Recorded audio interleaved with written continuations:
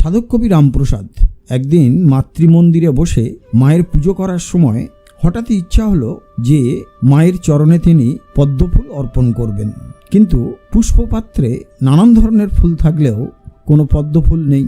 তাই তিনি অস্থির হয়ে কাঁদতে কাঁদতে বলে উঠলেন, মা, মাগো, তুই সত্য, তুই সর্বনিয়ন্তা, তোর ভিতরেই না জগৎ বিধৃত হয়ে আছে। তুই আমার বাসনা পূর্ণ করে দে মা। তোর রাঙাচরণে পদ্মফুল অঞ্জলি দেবার জন্য আমার প্রাণ যে বড়ই ব্যাকুল হয়ে উঠেছে মা, কিন্তু পুষ্পপাত্রে তো পদ্মফুল নেই।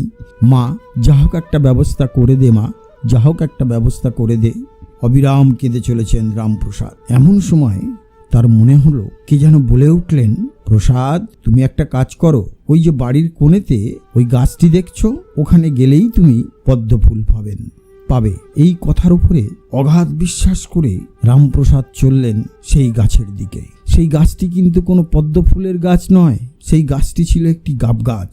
রামপ্রসাদ সেই গাছে উঠে চমকে গেলেন, একই দেখছি গাব গাছে থরে থরে ফুটে আছে পদ্মফুল। তিনি মনের সুখে সেই পদ্মফুল সংগ্রহ করে এনে মায়ের রাঙাচরণে পুষ্পাঞ্জলি দিয়ে তৃপ্ত হলেন।